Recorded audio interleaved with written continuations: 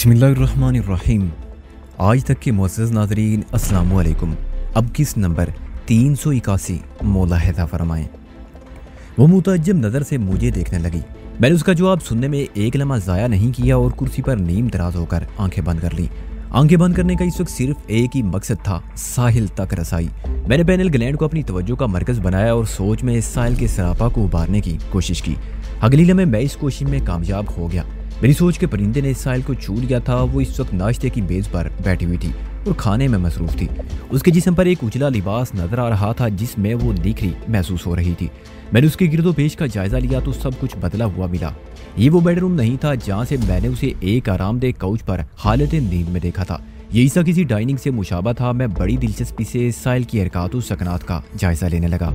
میرے دل میں یہ شدید خواہش پیدا ہوئی کہ میں ساحل کی قیام گاہ کا بیرونی منظر دیکھوں تاکہ اس کی وقوع پذیری کا اندازہ ہو سکے۔ میں نے نہ چاہتے ہوئے بھی اپنی سوچ میں دھیرے سے ساحل کو پکارا۔ اس پکار کا اس پر کوئی رد عمل نہ ہوا، جیسے میری آواز اس تک پہنچی ہی نہ ہو۔ وہ بدستور ناشتہ کرنے میں مصروف رہی۔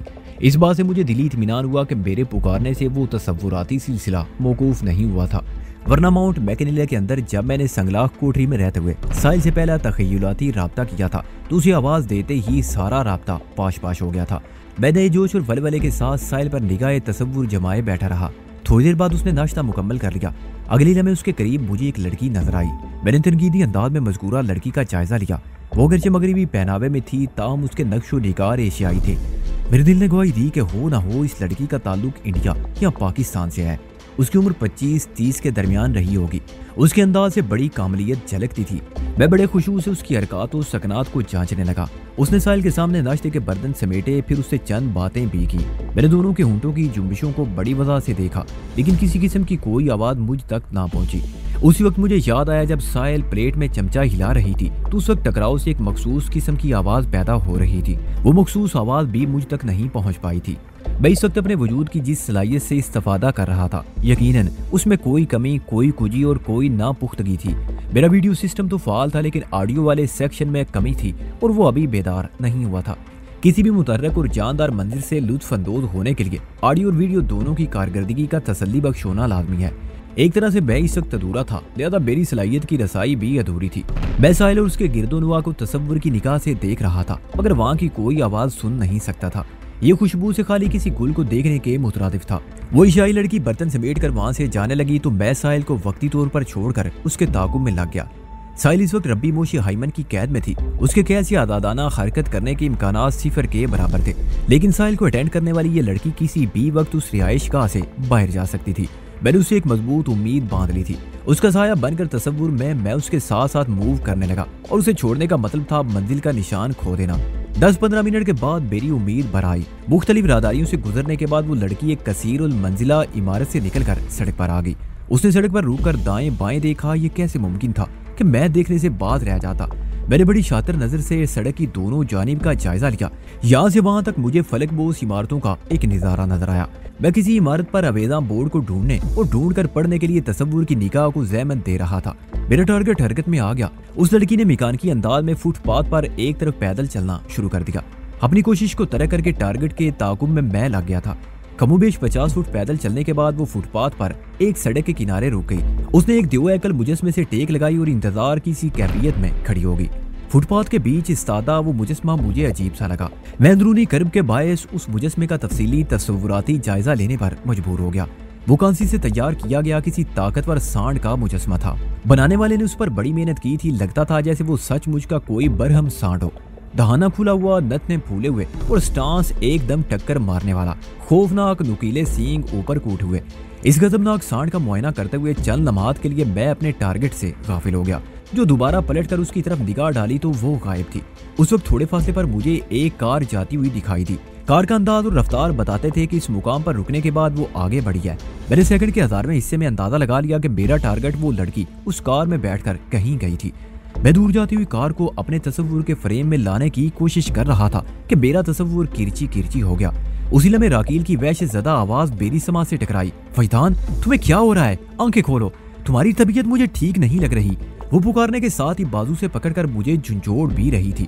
میں نے بے ساختہ آنکھیں کھول دی۔ میں ہنوز کرسی پر نیم دراز تھا اور راکیل بڑی تشویشناک حالت میں مجھ پر جھکی ہوئی تھی۔ اس نے اپنے چہرے کو میرے اتنے نزدیک کر رکھا تھا کہ میں نے اس کی چڑھی ہوئی سانسوں کی ریشمی تپش کو اپنے گالوں اور ہونٹوں کا مساج کرتے ہوئے محسوس کیا۔ اس کا زرخیز سینہ کسی دھونکنی کا عمل دہرا رہا تھا۔ میں پلک جھپکنے میں سمجھ گیا راکیل کی یہ حالت میرے چہرے کے تیزی سے بدلتے بلکہ بگڑتے ہوئے تاثرات کی وجہ سے ہوئی تھی۔ اپنے ٹارگٹ کو غائب پا کر میں بڑی ہیجانی کیفیت میں مبتلا ہو گیا تھا اور راکیل نے میرے چہرے کی حالت کو نوٹس کر لیا تھا۔ اس کا مطلب تھا وہ ان لمحات میں بستر پر نہیں بلکہ میرے آس پاس ہی موجود تھی۔ جب بھی میرے چہرے کا تغیر و تبدل اس کی نظر میں آ گیا، ورنہ وہ بستر تو میری پشت پر تھا۔ یہ اندازے اور خیالات سیکنڈ کے 10ویں حصے میں میرے ذہن سے گزرے۔ اگلی لمحے میں راکیل کی جانب متوجہ ہو گیا۔ وہ کرسی کے ہتھوں پر ہاتھ ٹکائے ایک طرح مجھ پر سوار تھی۔ میری آنکھوں میں بڑی تشویشناک انداز میں جھانکتے ہوئے اس نے پوچھا، تمہیں کیا ہو گیا تھا وجدان؟ تمہارے چہرے کے تاثرات بتا رہے تھے تم سخت تکلیف میں ہو۔ کیا تم نے کوئی ڈراؤنا خواب دیکھ لیا تھا؟ میں نے اس کے سوال کا جواب دینے کی بجائے الٹا اس سے سوال کر ڈالا، کیا مین ہیٹن کے کسی فٹ پاتھ پر کسی سانڈ کا مجسمہ نصب ہے؟ بہت ہی شاندار کانسی کا مجسمہ۔ وہ میری اس غیر متعلق سوال پر تعجب بھری نظر سے مجھے تکنے لگی، پھر سیدھی کھڑی ہوتے ہوئے بولی، یقیناً تم نے کوئی الٹا سیدھا خواب دیکھ لیا ہے۔ آج پتہ نہیں مین ہیٹن کیوں تمہارے ذہن پر سوار ہے۔ میں نے گمبھیر لہجے میں کہا، تم میرے سوال کا جواب دو، تمہیں مین ہیٹن کے بارے میں اپنی معلومات پر بڑا فخر ہے نا؟ وہ چند لمحے ٹٹولتی ہوئی نظر سے مجھے دیکھتی رہی، پھر چونک اٹھی۔ یہ چونکنا اس کے کسی فوری خیال کا نتیجہ تھا۔ اس سراری انداز میں اس نے کہا، ہاں ایسا ایک مجسمہ وال اسٹریٹ کی فٹ پاتھ پر نصب تو ہے، مگر تم اس کے بارے میں کیوں پوچھ رہے ہو؟ میں ایک جھٹکے سے سیدھا ہو کر بیٹھ گیا اور اس کے سوال کو نظر انداز کرتے ہوئے پوچھا، وال اسٹریٹ مین ہیٹن میں کس طرف واقع ہے؟ وال اسٹریٹ فائنینشیل ڈسٹرکٹ میں ہے، یہ ڈاؤن ٹاؤن مین ہیٹن میں آتا ہے۔ تم نے سانڈ کے جس مجسمے کے بارے میں پوچھا ہے وہ دی برون بل آف دی وال اسٹریٹ کہلاتا ہے۔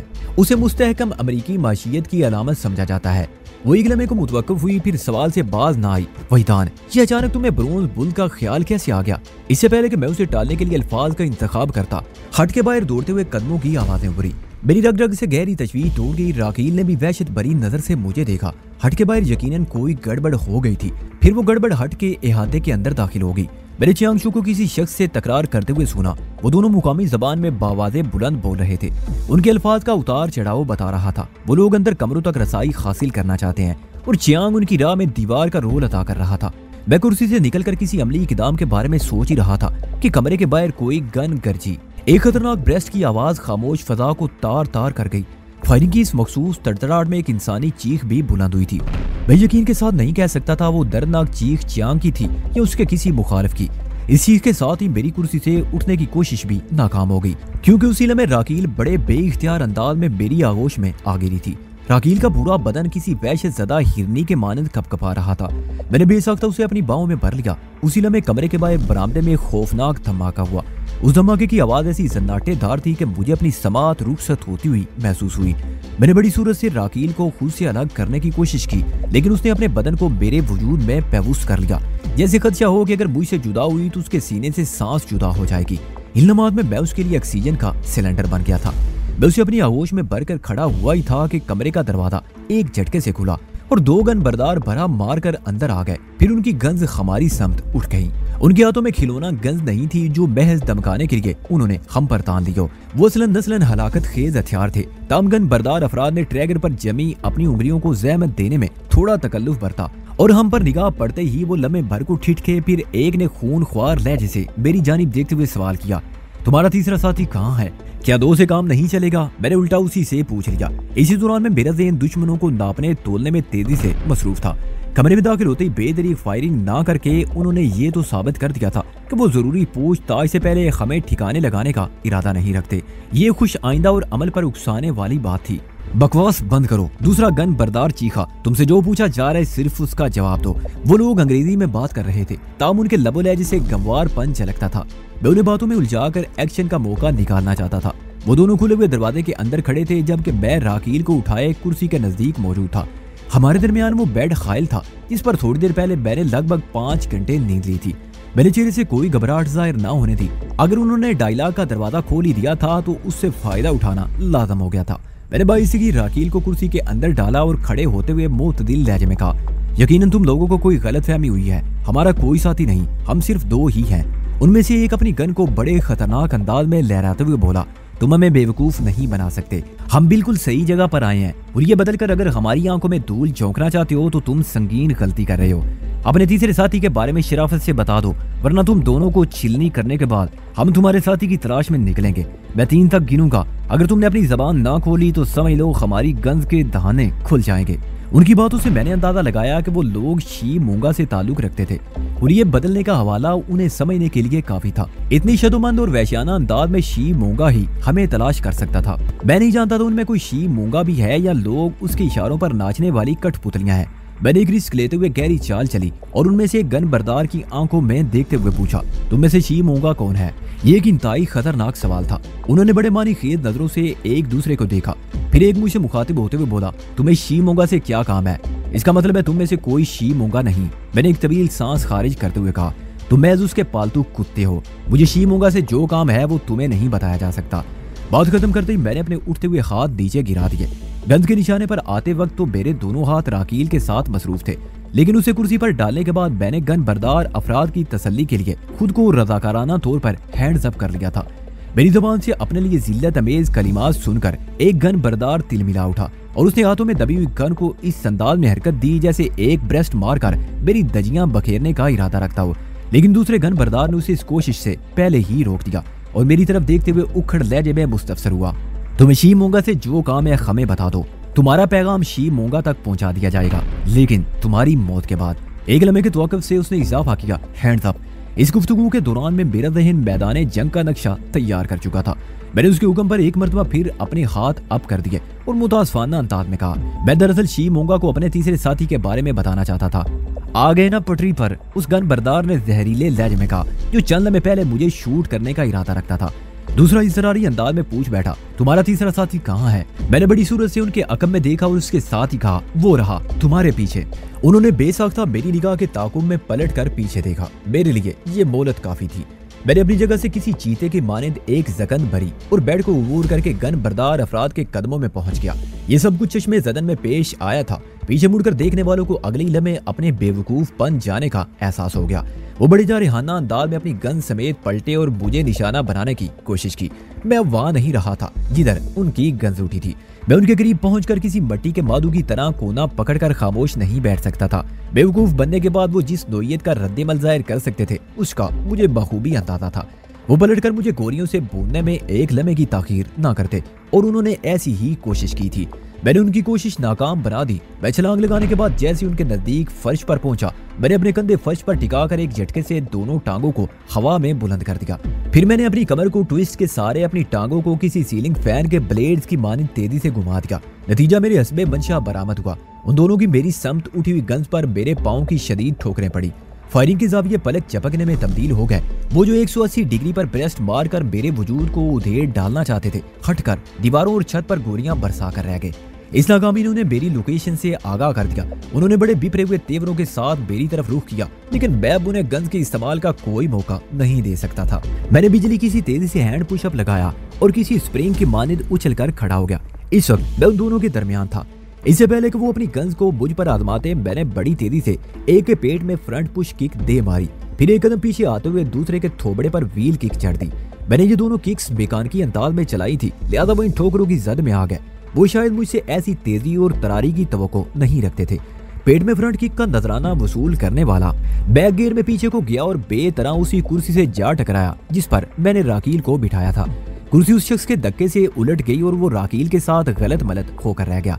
इस टकराव के नतीजे में राकील के हल्क से एक वहशतनाक चीख खारिज हुई और वो कुर्सी में से निकलकर काफी दूर जा गिरी।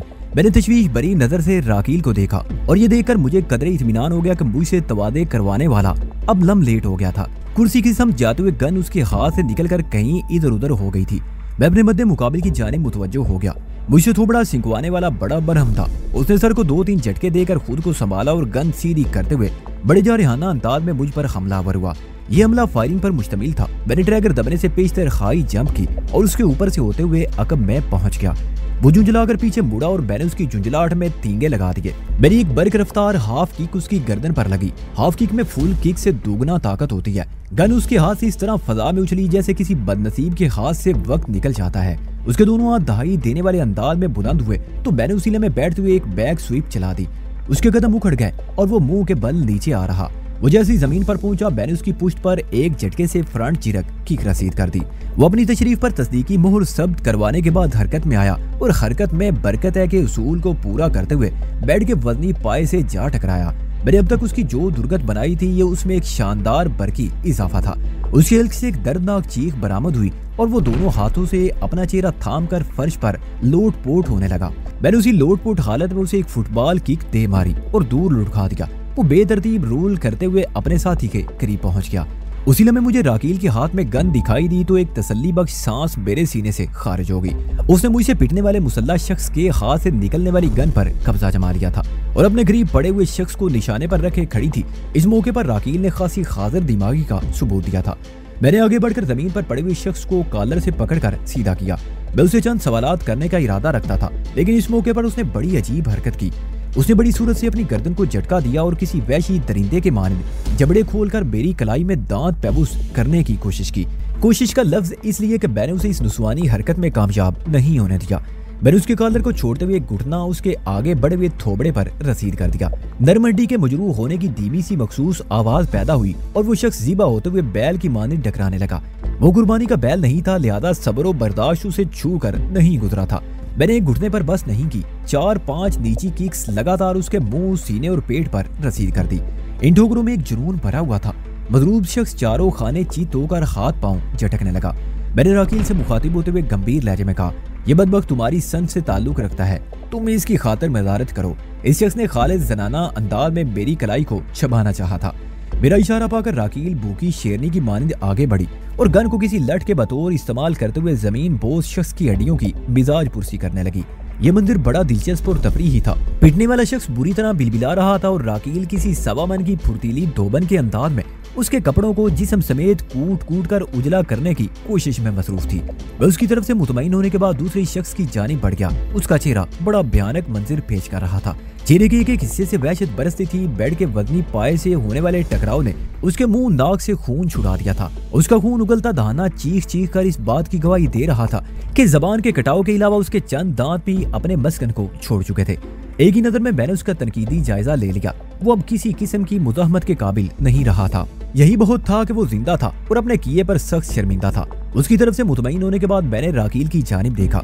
उसने मार मार कर अपने शिकार का बर्ता बना डाला था। मैंने उसे मुखातिब करते हुए कहा, हाथ रोक लो गार्शिया, ये कहीं जान ही से ना गुजर जाए।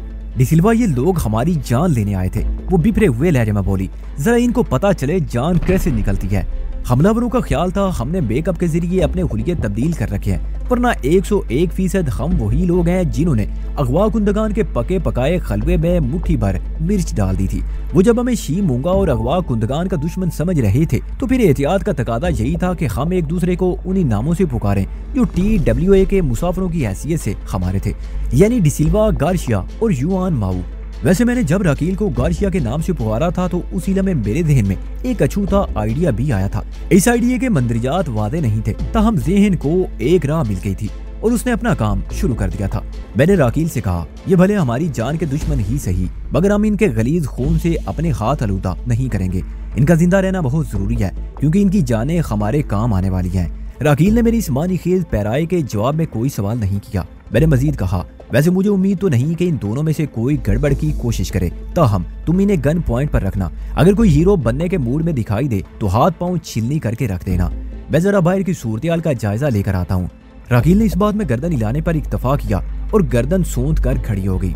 मैं तेजी से बाहर की जानिब बढ़ गया, जिस दौरान में मैं कमरे के अंदर 2 गन बरदार अफराद से निबर्द आजमा रहा था। बाहर मुकम्मल सन्नाटा तारी रहा था और ये खासी तशवीशनाक बात थी। ये गंभीर सूरत हाल बहुत मानी खेज इशारा कर रही थी। शाम की मुसलसल खामोशी, जन्नाटेदार धमाका, फायरिंग की मखसूस तड़तड़ाहट, इंसानी चीख वगैरह वगैरह मेरा ज़हन शदीद उलझन का शिकार था। बेडरूम के बाहर किसी गड़बड़ का एहसास होते ही मैंने चांग और हमला आवरों में तकरार की आवाज़ सुनी थी। उसके बाद ही कोई गन गरजी थी। उसकी गर्ज में इंसानी चीख बुलंद हुई और फिर समात शिकन धमाका। मैं उन्हीं तशवीशनाक ख्यालात को ज़हन में बिठाए कमरे से निकलकर बरामदे में आ गया और फिर वहाँ के मंदिर ने मुझे वर्ताए हैरत में डाल दिया। चियांग का जिस्म मुख्तलिफ टुकड़ों में बटकर इधर उधर बिखरा हुआ था। बरामदे के आखिरी सिरे पर एक शख्स की लाश नजर आ रही थी। वो शख्स मुकामी था और यकीनी तौर पर हमला आवरों का साथी था। मुझे ये समझने में किसी दिक्कत का सामना नहीं करना पड़ा कि हमला आवरों का तीसरा साथी चियांग की फायरिंग से हलाक हुआ था। اور چیانگ کے وجود کی دجیاں بکھیرنے والا 2 افراد میں سے کوئی ایک تھا جو قسم پرسی کی حالت میں اندر بیڈ روم میں راکیل کا ٹارگٹ بنے ہوئے تھے۔ چیانگ کے حسرتناک انجام نے مجھے ملول کر دیا۔ اسے ہماری حفاظت میں اپنی جان دے دی تھی۔ میرے ذہن میں یک بیک وہ سماعت شکن دھماکہ گونج اٹھا۔ چیانگ کو کسی دستی بم سے اٹھایا گیا تھا۔ اس غیر تکنیکی حرکت سے عملہ آوروں کی نفسیات کھلتی تھی۔ وہ بہت ہی اجڑ اور وحشی مزاج کے حامل تھے۔ خدا کا شکر تھا ان کی وحشت ہم تک پہنچنے سے پہلے سوالات کی سرائے میں لماتی قیام کر بیٹھی تھی، ورنہ پتہ نہیں کیا ہو جاتا۔ میری زندگی میں بارہا ایسے مواقع آئے ہیں کہ میرے اور موت کے درمیان فاصلے مٹ گئے، لیکن وہی بات ہے جسے اللہ رکھے اسے کون چکھے۔ بہرحال چیانگ کی المناک موت کا مجھے دلی رنج ہوا اور میں بوجھل قدموں کے ساتھ واپس کمرے میں آ گیا۔ تقدیر کو کوئی ٹال نہیں سکتا۔ اس حصار پیشہ محافظ کی موت اس طرح لکھی ہوئی تھی۔ آئندہ 15 منٹ کے اندر میں نے خٹ میں سے تھوڑی کوشش کے بعد ایک مضبوط رسی تلاش کی۔ پھر راکیل کی مدد سے مغلوب افراد کو میں نے واش روم میں پہنچا دیا۔ انہیں اوپر تلے ترتیب دینے کے بعد میں نے نائلون کی رسی کی مدد سے کس کر باندھ دیا۔ میں نے بندشیں لگاتے وقت اس بات کا خاص خیال رکھا تھا کہ ان کی آزادی حاصل کرنے کی کوشش بار آور نہ ہو سکے۔ اگر وہ میری لگائی ہوئی گیروں کو کھولنے کے لیے جسمانی طاقت صرف کرتے تو وہ گیریں اور مضبوط ہو جاتی۔ واش روم کے دروازے کو باہر سے کنڈی لگانے کے بعد میں نے راکیل سے کہا، تم اپنا بیگ کھول لو اور میک اپ والا باکس نکال کر شروع ہو جاؤ۔ ہم نے میک اپ کا ضروری سامان راکیل کے بیگ میں رکھا تھا۔ ایک خوبصورت اور فیشنیبل عورت ہونے کے ناطے اس کے پاس وہ سامان دے کر کسی کو کوئی شک نہیں ہو سکتا تھا۔ ہم نے ایسی منتخب کاسمیٹکس کا ذخیرہ کیا جو ہماری ضرورت کے عین مطابق ہو۔ میں نے اپنے ذہن میں ابھرنے والے اچھوتے آئیڈیا کے پیش نظر راکیل کو وہ ہدایت دی تھی۔ اس حوالے سے میرے ذہن میں ایک واضح نقشہ ترتیب پا چکا تھا۔